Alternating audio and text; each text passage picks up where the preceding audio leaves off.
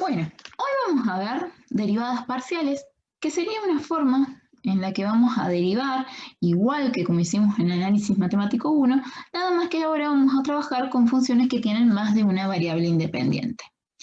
Por eso vamos a repasar un poco el concepto de la derivada en una función escalar.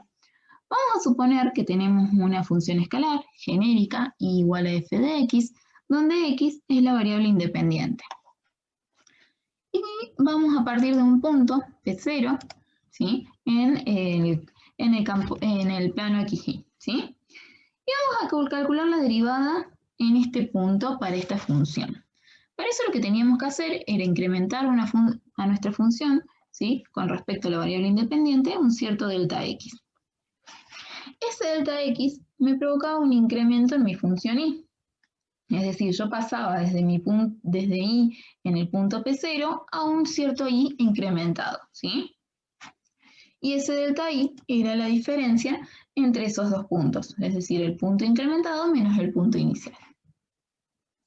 Armábamos un cociente incremental entre nuestra función incrementada y la variable independiente, el incremento en la variable independiente, y tomábamos límite para ese incremento de x que tendía a 0. Si ese límite existía, se llamaba derivada de la función en el punto x0. ¿Sí? Y concluíamos en que era la pendiente geométrica de la recta tangente a ese punto. Como nuestra función tiene una sola variable independiente, por ende, de esta función en ese punto voy a encontrar una única derivada. ¿Sí? Y fíjense que esto era una velocidad de crecimiento. ¿Sí? ¿Qué va a pasar ahora que tenemos funciones que tienen más de una variable independiente?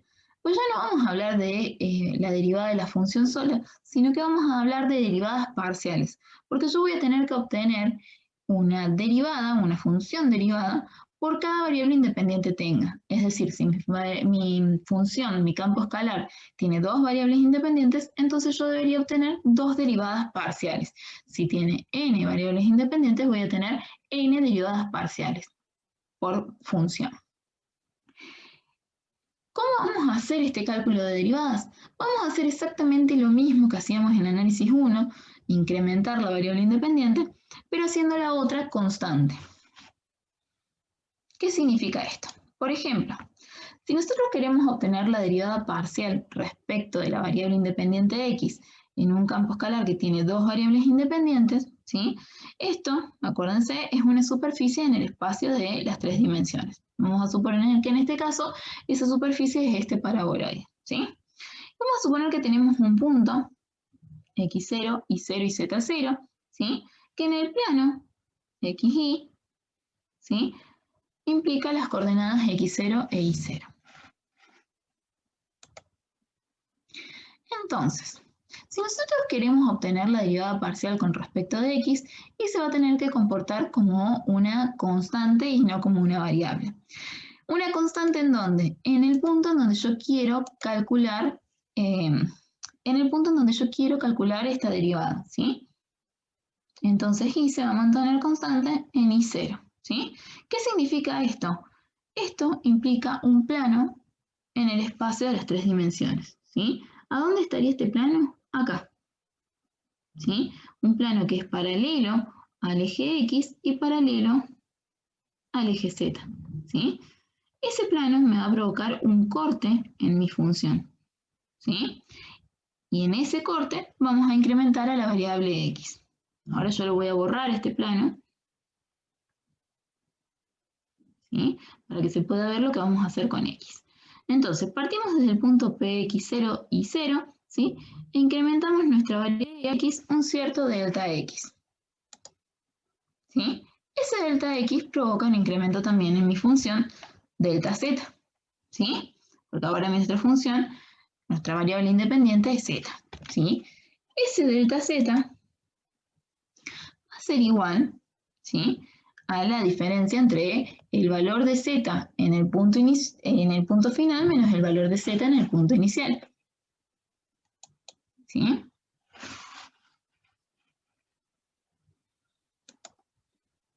Entonces, básicamente lo que estamos haciendo en el plano XY vendría a ser esto. Partimos de un punto inicial, ¿sí? Incrementamos solamente la variable independiente con la que queremos calcular la derivada parcial, en este caso x, un cierto delta x, ¿sí? Y eso, en el espacio de las tres dimensiones, provoca un incremento en la función z. Siempre, en este caso, y se mantiene solo una recta constante, que en el espacio de las tres dimensiones, como vimos recién, es un plano. Entonces, armamos el cociente incremental, como hacíamos en el análisis matemático 1, ¿sí? Que era la relación entre el incremento de nuestra función z y la variable independiente que estamos trabajando, que estamos incrementando y para la cual queremos calcular la derivada. Tomamos límite para el incremento de esa variable que tiende a 0, y si ese límite existe, se lo conoce como la derivada parcial de la función z con respecto a la variable independiente x, cuando y es constante. Ahora lo vamos a hacer exactamente lo mismo, pero para y, ¿sí? Entonces, ¿qué significa esto? Que nuestro campo escalar de dos variables, y va a trabajar como una constante, como una variable, y x va a ser constante. ¿Constante dónde? En x0, es decir, el punto en donde vamos a calcular esta derivada, ¿sí? ¿Esto qué significa? Que ahora x se mantiene constante en un plano, ¿sí? Igual a x0, es decir, un plano paralelo al eje y paralelo al eje z, ¿sí? Este plano me provoca un corte en mi función, y en ese punto en donde quiero calcular la derivada, en el corte de este plano con mi función, se provoca la derivada con respecto de y. Ahora vamos a borrar el plano, ¿sí? Y empezamos el incremento de la variable y, ¿sí? Entonces, partimos del punto inicial, incrementamos con respecto de y un cierto delta y ese delta y me provoca un incremento en mi función, ¿sí? Un incremento delta z. Este delta z va a ser igual a la diferencia entre el punto final, incrementando la variable y el punto inicial, ¿sí? Manteniendo siempre a x constante. Y al igual que hicimos para la derivada parcial con respecto de x, entonces armamos el cociente incremental, pero ahora nada más que va a ser la relación entre el incremento en la función z cuando y es la que se mantiene como variable, y el incremento de la variable independiente y. Tomamos límite para ese incremento que tiende a 0, el incremento de y que tiende a 0, y si ese límite existe se la conoce como la derivada parcial de la función z en el punto x0 y 0 con respecto a la variable y cuando x se mantiene constante, ¿sí? Geométricamente, ¿sí? También representan pendientes, ¿sí? Fíjense, esto vendría a ser la derivada parcial con respecto de x en el punto x0 y 0, ¿sí? Fíjense, este es el plano de y igual a y0 que se mantiene constante, ¿sí? Este es el punto en donde yo realizo el cálculo en el espacio de las tres dimensiones, ¿sí? Y la tangente sobre el plano, ¿sí? Y la tangente al punto de la superficie, ¿sí? Me forma un ángulo que vendría a ser la pendiente que se calcula con respecto a la derivada parcial con respecto de x, ¿sí? Y lo mismo pasa acá. También se genera una pendiente en ese punto sobre ese plano, ¿sí? En la recta tangente que pasa por el punto, ¿sí? A mi función, y es la pendiente, la derivada parcial con respecto de y, en ese punto.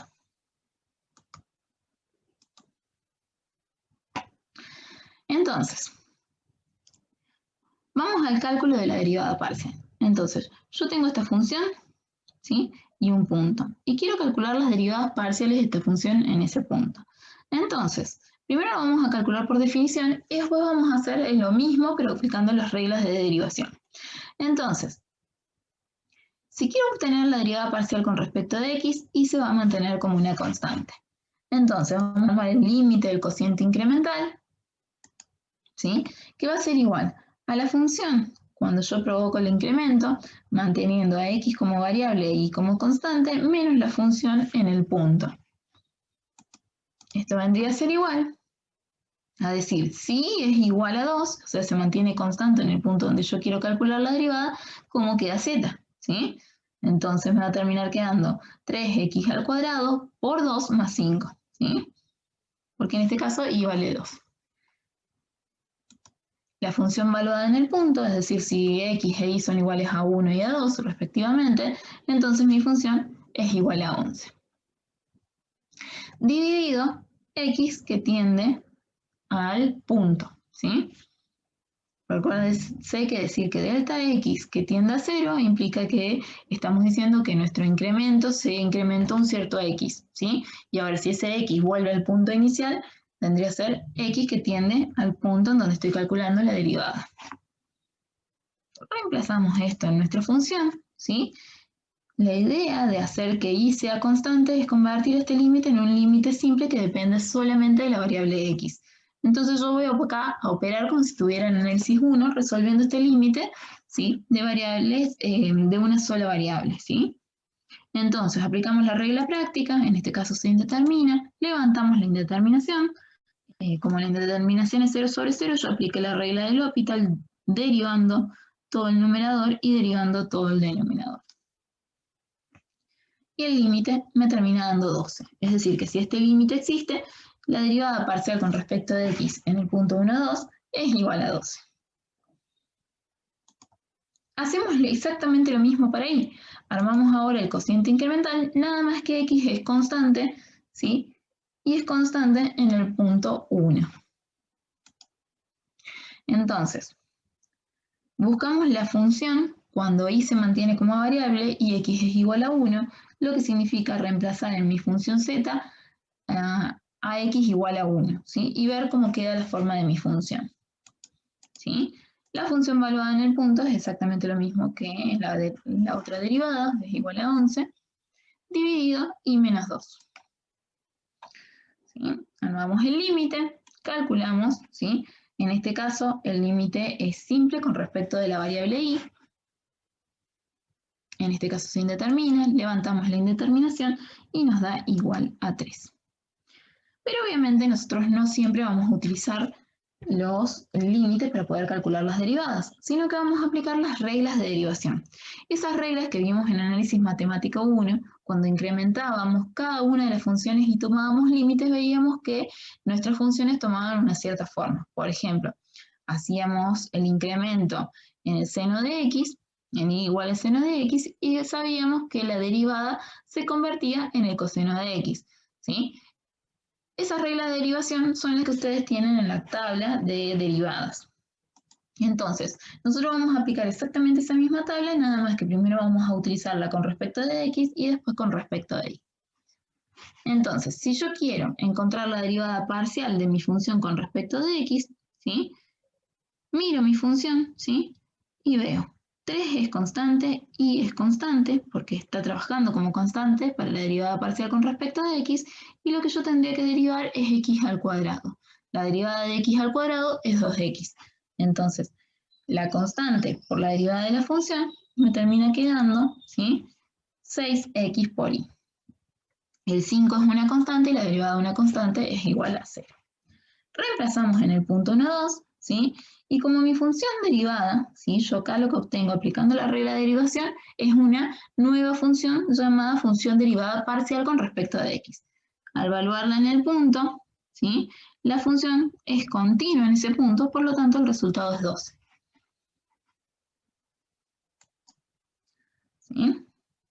Otras formas de denotar a la derivada, ¿sí? O de simbolizarla, es de esta, ¿sí? Esta es la que yo utilicé, que hace referencia a que derivé con respecto a la variable independiente de x, ¿sí?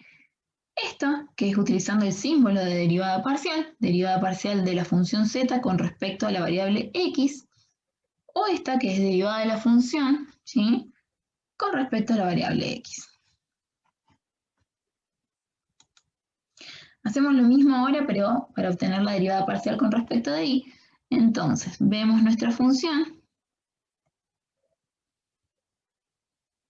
¿sí? Y ahora y es la que yo quiero derivar, por lo tanto es la que trabaja como variable, ¿sí? Y todo esto va a ser constante. Entonces, la constante por la derivada de y, que es 1 en este caso, me termina quedando 3x al cuadrado. Y el 5, como es constante, es igual a 0. ¿Sí? Entonces obtuve una nueva función que se denomina función derivada parcial con respecto de y. Y a esta función la evalúo en el punto en donde estoy calculando la derivada, ¿sí? Porque en este caso quedaría la derivada en el punto, y es igual a 3. Lo mismo que me dio por definición. ¿Sí? Y otras formas de denotar la derivada parcial con respecto a y son las mismas con respecto de x, nada más que siempre haciendo referencia a que a la variable que está trabajando como variable, o las derivadas que yo estoy obteniendo, son con respecto de y. Y es muy importante, ¿sí?, entender la diferencia entre estas dos formas de simbolizar a la derivada, ¿sí? Cuando yo utilizo el símbolo de Jacobi, estoy simbolizando que las derivadas de la función que yo obtuve son derivadas parciales. ¿Por qué? Porque mi función tiene más de una variable independiente y por lo tanto va a tener una derivada por cada variable independiente. El símbolo que utilizábamos en análisis 1 era para hacer referencia a una derivada que es única, ¿sí?, también conocida como derivada total.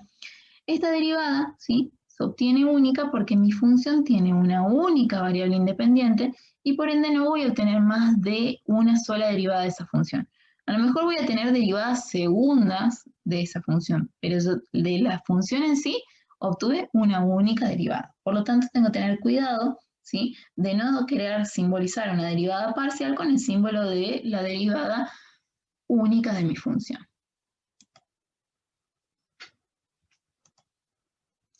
Bueno, acá tenemos otro ejemplo como para aplicar las reglas de derivación, ¿sí? Entonces, queremos obtener las derivadas parciales de la función con respecto de x, ¿sí?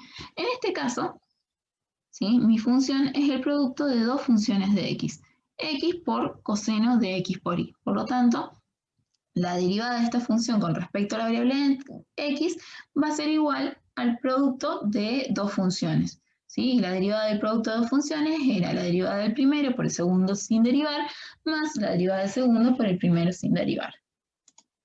¿Sí?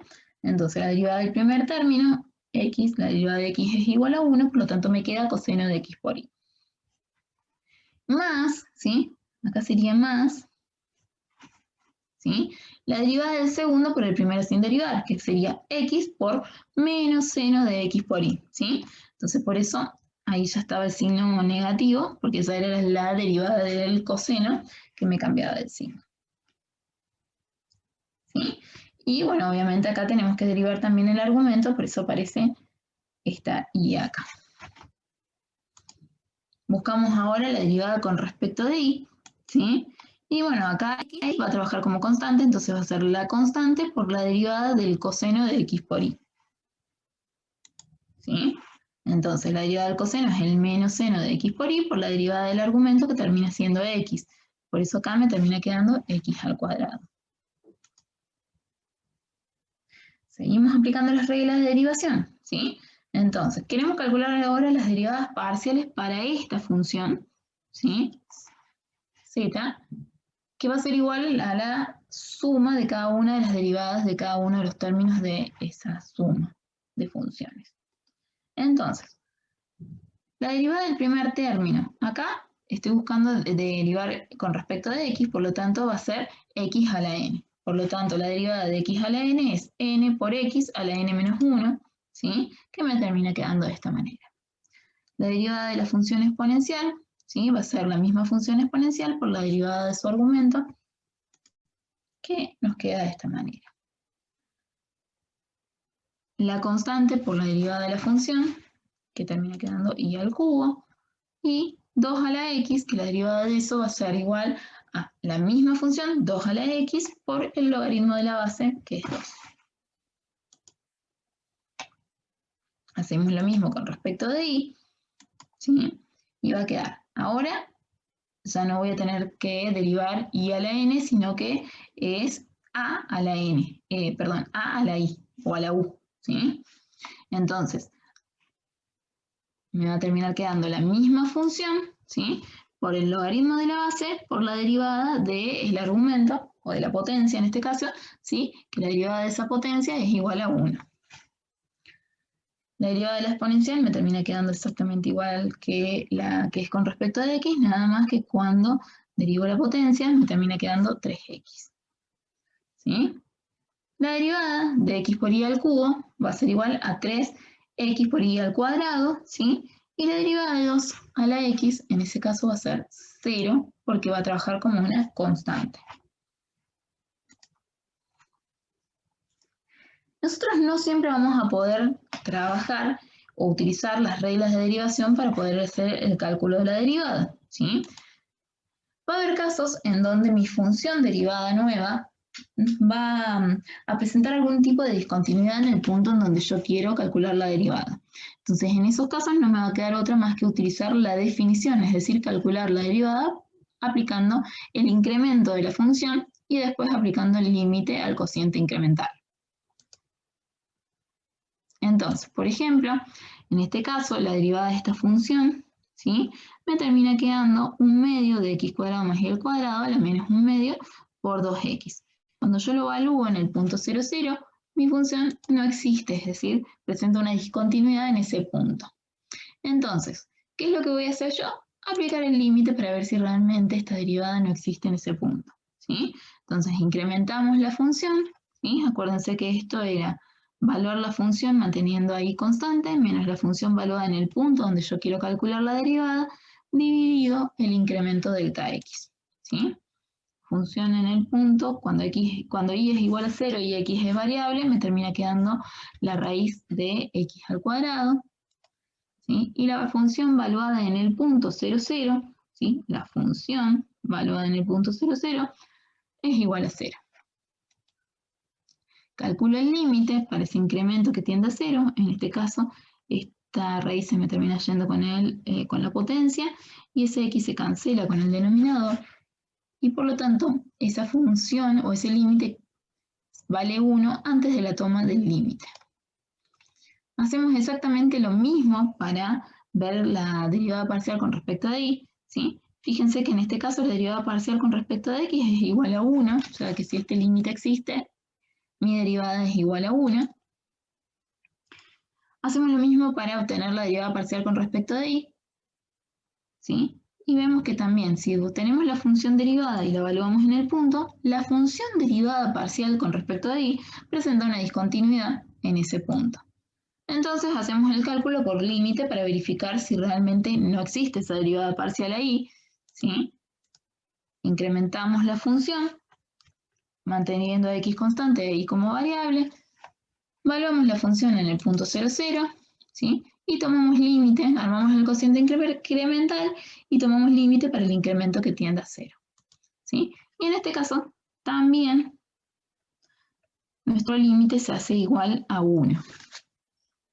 Entonces, cuando la función derivada no es continua en un... Entonces, básicamente no vamos a poder aplicar las reglas de derivación cuando nuestras funciones derivadas parciales no son continuas en ese punto. Y no nos va a quedar otra más que encontrar esa derivada por definición, ¿sí?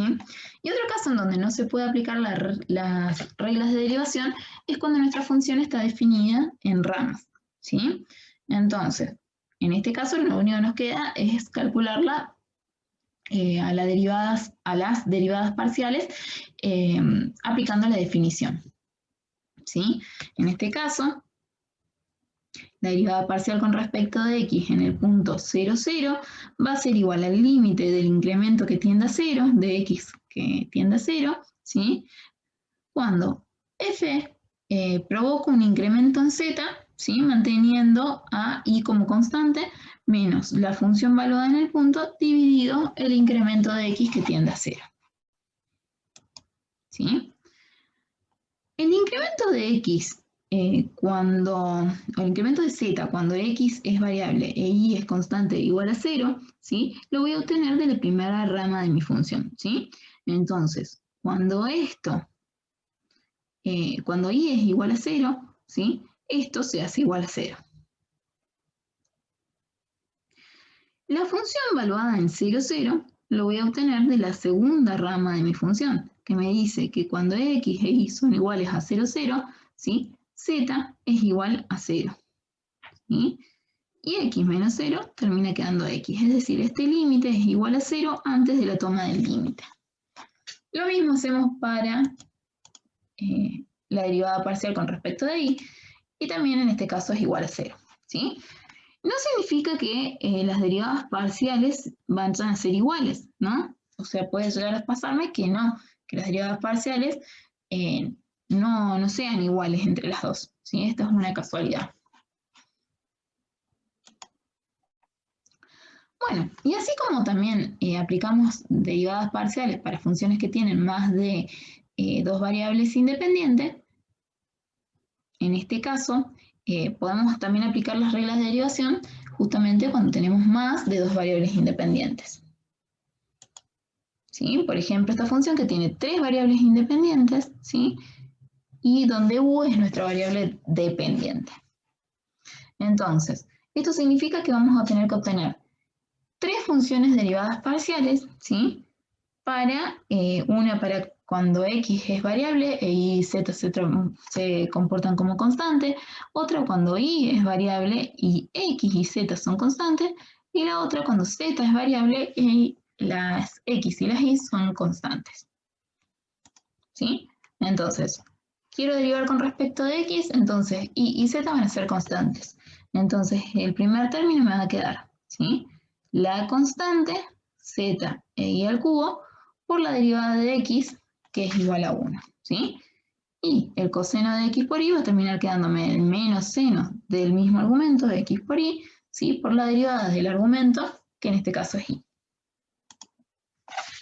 Hacemos lo mismo para obtener la derivada parcial con respecto a y. Entonces, en este caso, z y x van a ser constantes, ¿sí? Entonces, en ese caso, mi función me va a quedar la constante por la derivada de y al cubo, que es 3y al cuadrado, ¿sí? Menos el seno de x por y por x. Y finalmente, si quiero obtener la derivada parcial con respecto de z, entonces ahora x e y van a ser constantes, ¿sí? Este término, como no tiene z, se va a anular, ¿sí? Esto va a ser la constante por la derivada de la función z, que es igual a 1, me termina quedando igual a x por y al cubo. Y a su vez, de cada una de estas funciones derivadas parciales puedo seguir derivando, ¿sí? Tantas veces como yo quiera. A eso se le denomina derivadas parciales sucesivas. Es decir, yo arranco, por ejemplo, de un campo escalar que tiene dos variables independientes y voy a obtener dos derivadas parciales. Una con respecto a la variable independiente de x y otra con respecto a la variable independiente de y. A estas derivadas parciales las vamos a llamar derivadas de primer orden, porque son las primeras que yo obtengo.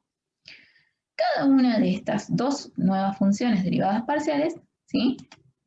Va a tener dos derivadas nuevas, ¿sí? A estas se les denominan derivadas de segundo orden, ¿sí? Fíjense, la primera que tenemos me está diciendo que se derivó con respecto de x dos veces, ¿sí?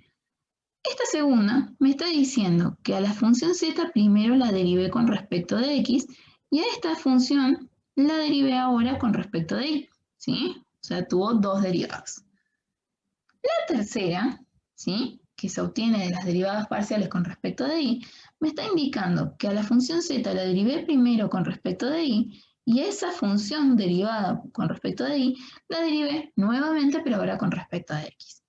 Y la final implica que la derivé con respecto de y dos veces.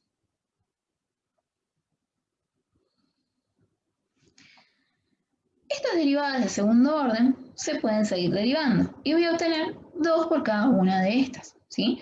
A estas se las denomina derivadas de tercer orden y así sucesivamente, ¿sí? ¿Cuántas derivadas parciales voy a obtener por orden? Y si yo quiero de orden n, entonces lo que tengo que hacer es a 2 elevarlo a la n y voy a obtener la cantidad de derivadas que yo debería calcular, ¿sí?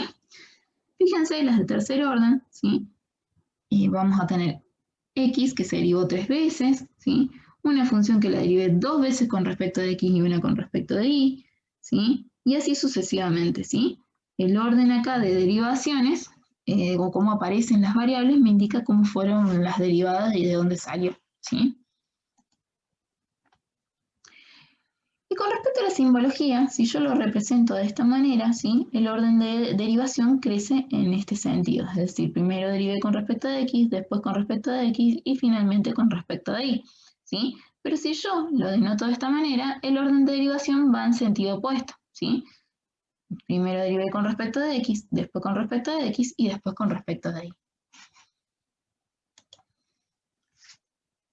Y hay un teorema que me dice que las dos derivadas cruzadas, ¿sí? Estas derivadas que aparecen acá, que primero fueron derivadas con respecto de una variable y después con respecto de la otra, ¿sí? Y todas estas en el medio, se denominan derivadas cruzadas, ¿sí? Porque fueron derivadas con respecto de una variable y después con respecto de la otra, ¿sí? Distinto de estas que fueron derivadas siempre con respecto de y, o esta que siempre fue derivada con respecto de x, ¿sí? El teorema de Sol me dice que las derivadas cruzadas, ¿sí?, de una función van a ser iguales, ¿sí?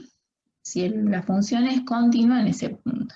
Entonces, estas dos derivadas cruzadas deberían ser iguales para que se cumpla este teorema, ¿sí? Y lo mismo va a pasar con las derivadas de tercer orden. Nada más que las de segundo orden tenemos solamente dos derivadas cruzadas. Y vimos que en el tercer orden tenemos 6 derivadas cruzadas. ¿Cómo vamos a saber cuáles son iguales a cuál?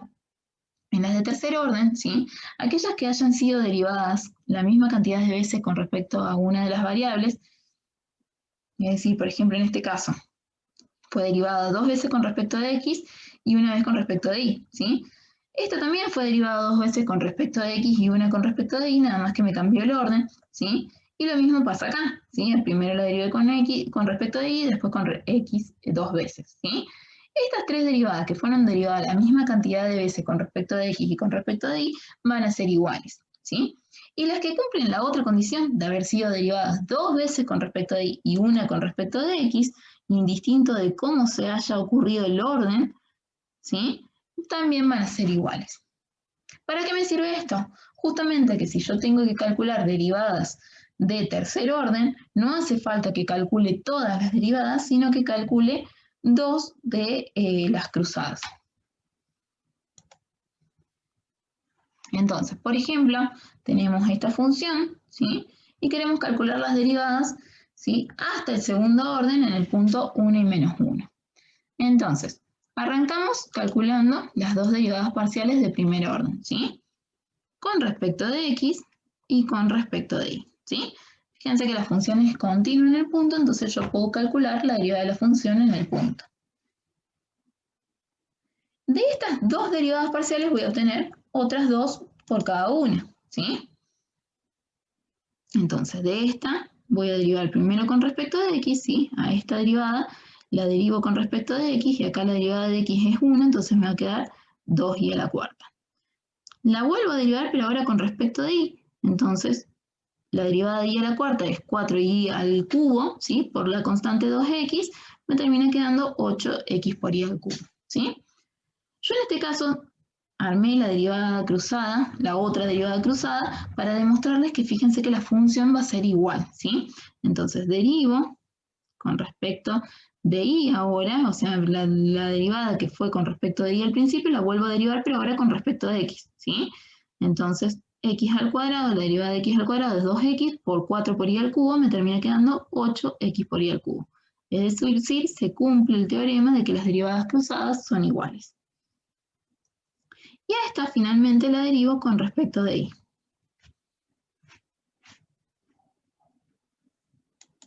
¿Sí? Entonces, básicamente, esto me sirve a mí a que si yo quiero calcular las derivadas hasta el tercer orden, basta con calcular la derivada con respecto de x 2 veces, la derivada con respecto de y 2 veces y una de las dos cruzadas, ¿sí? Lo mismo si tenemos el tercer orden, ¿sí? Tengo que ver cuáles son las que, cuál de las cruzadas es derivada 2 veces con respecto a x y una con respecto de y cuál de las cruzadas es derivada 2 veces con respecto a y una con respecto de x, ¿sí? Entonces, de tarea, ustedes tendrían que obtener las derivadas de tercer orden para el punto 1 y menos 1.